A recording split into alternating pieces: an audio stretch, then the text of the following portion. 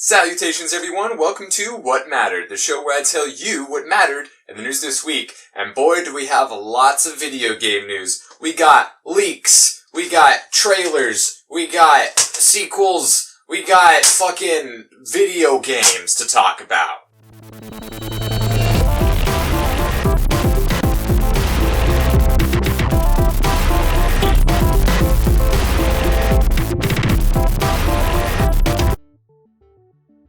Sony's CEO has confirmed the existence of the PlayStation 4.5, aka the PlayStation Neo, which turns out was the actual codename for the console. Now, this PlayStation Neo is going to have 4K support and, of course, try to support VR as well. It's going to be more powerful. It's going to be more expensive than the current version. Any future PlayStation games will be available to play on either of these PlayStations. The new one is going to have 4K output support and just be more powerful. So they say that every PlayStation game is going to work on both of these consoles, and future games are going to have 4K support output for those consoles and TVs out there. And that's cool to see an upgrade and a market that, should be moving towards this direction. Now, of course, this more powerful console, they say, is going to be able to support VR, but they say that the current PlayStation 4 model is also going to get VR support, so we don't know, which, if there's going to be limitations on the current PlayStation 4, and if, only all of them will be able to play on the new, more powerful Neo. That's going to have more bandwidth RAM, it's going to have, a little bit more processing power, and of course it's going to output in 4K and be more expensive. We are not going to be seeing it at E3, but we should see some information later in the next couple of months. Don't know if there's going to be a release this year or next year. I wouldn't be surprised, if it was holiday this year or early next year at all, because there is no release date, and we're just going to have to wait and see what the Xbox Scorpio has to combat this. We reported last week on the leak of Watch Dogs 2, but now we have the official trailer and release date, November 15th. This year, for the PS4, Xbox One, and PC, it will be set in San Francisco, like all the rumors for the past year and a half have been saying. The trailer is out. It looks astonishingly gorgeous. Now, people are apprehensive about getting excited for this game because Watch Dogs, the first one, wasn't the game that a lot of people thought or hoped it would be, for whatever reason. And Ubisoft, is just getting slammed every time a game comes out because of, bugs that happened in previous games or what have you. Even though, all of their titles are quality content. And this trailer looks really, really good. Shows, different interactions with the game. There's also, a reveal with gameplay. But the game looks fantastic. It's very, very realistic to San Francisco and things that you would see, and the movement looks gorgeous, and whatever cutscenes we're going to be seeing are fantastic.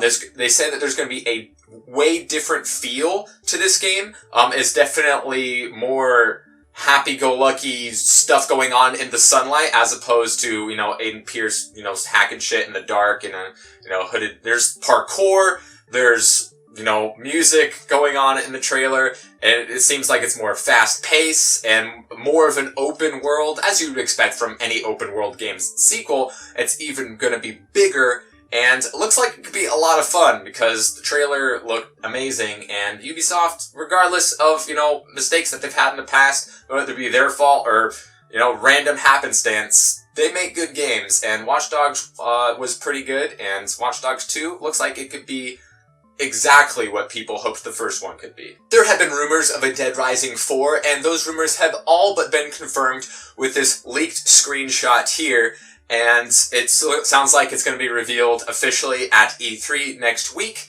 And it looks like we have Frank West, and we hear that it's going to take place in Willamette, Colorado, which is where the first game takes place, so we don't know if this is a remake or a sequel or an alternate timeline, who knows? But it looks like Frank. We hear it takes place in Willamette, and this is a pretty convincing screenshot here of some artwork.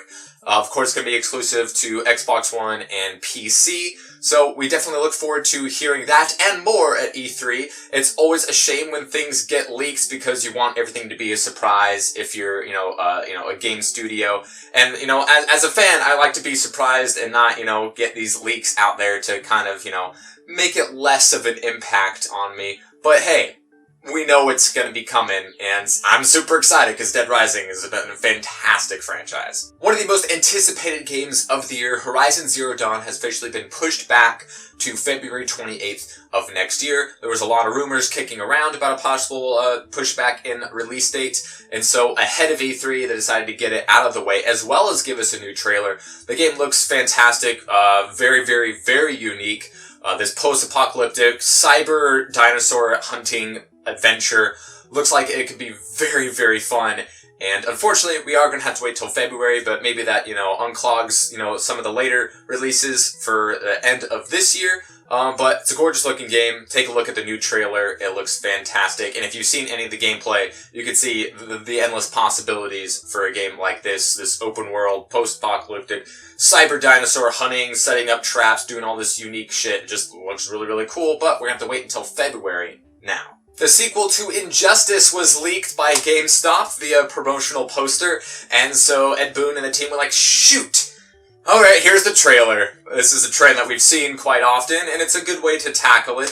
So, on Injustice 2, we got to see a cinematic trailer, which is supposedly going to be still taking place within the same storyline of the first Injustice game, where we have some groups of people that want to reinstate the Superman regime, and other people that want to keep it, freedom happy. And we got to see a Supergirl, who wasn't in the first game, and we got to see everybody fighting each other. So, I don't know specifically who's going to be on which side. This trailer could just be, everybody fighting everybody just because it looks cool.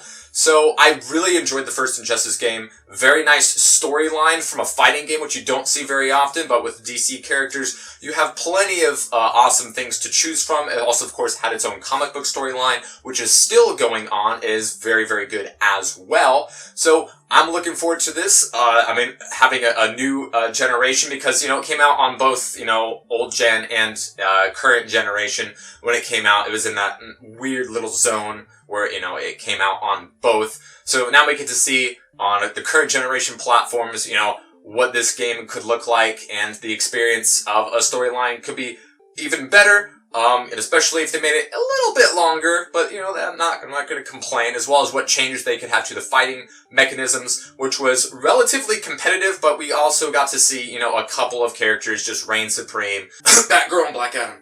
But I'm very looking forward to, characters returning, as well as expanding the roster, because a fighting game ain't nothing without their roster of fighters, and if they can make it even bigger than the last one, that would be fantastic. And of course, we got the trailer to Kingdom Hearts 2.8 Final Chapter Prologue. It will be coming out globally December of this year. It's pretty much what we expected. And at the end of the trailer, they said, Kingdom Hearts 3 will tell you something this winter. So we gotta wait 6 months for that announcement. Hopefully we'll get a release date or the trailer, we get to see Kyrie, something. That'd be awesome. But the 2.8 Final Chapter Prologue trailer was fantastic. So we're getting the back cover cinematics, we're getting Dream Drop Distance, and we're getting this new Aqua storyline, which is, going to be taking place in the Kingdom Hearts 3 engine and introducing the fighting mechanisms that we'll be seeing in Kingdom Hearts 3. We got to see the giant horde of the Shadow Heartless that we get to fight, and it looks gorgeous. Like, what we saw from this Aqua gameplay is kind of like, I think, how we all envision how it was playing Kingdom Hearts the first time. Gorgeous, dark, bright, Utada Ikaru blasting out that music, and it looked fantastic. So, a lot to look forward to, especially with that brand new content with Aqua, and then all of a sudden Terra comes out of nowhere, and it's crazy. So, we'll get to play Dream Drop Distance, on your PS4s, get to see the back cover cinematics and all your Kingdom Hearts key characters that are gonna die in a nice Keyblade War, as well as get to see what's going on with Aqua and those new sweet Kingdom Hearts 3 mechanics. Super duper pumped. December on the PS4. After several leaks, Destiny's final expansion, Rise of Iron, will be coming out September 20th for only current generation platforms, the PS4 and the Xbox One, which is fantastic. Leave that old nonsense behind. We don't need to support it. No, less and less people play it anyways. And we get to do more with it since we're not, constricted to last generation's constrictions. And it'll be $30 on the PS4 and the Xbox One, September 20th. The trailer looked pretty nice. The long reveal that they had. We got to see this giant, like, hammer axe thingy. So, it's really up to you, and your experience of Destiny, whether this is worth it for you. $30 for an expansion, you know, is going to be as much content as the Taken King. You do need the Taken King to play, the Rise of Iron, which kind of makes sense, you know, if you play Taken King and the content and all that good stuff. And just the changes that they made, they're going to, of course, raise the light level once again. Galahorn's coming back, which I don't think is surprising many people, because we're like, you know, when's the Galahorn going to come back? All right, here it is. It's going to, you know, make its return after, you know, the year 1 it changes to year 2 and raising light levels and all that stuff. So, now personally for me, I haven't been sold on this right now, just because the content of the DLC.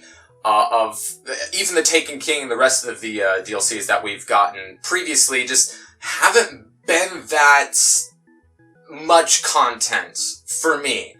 And of course, this is an off-with game, only fun with friends, so your mileage, of course, will vary. It's going to be, of course, worth it for many, many people. And some people have jumped off the Destiny bandwagon, but it is still going strong.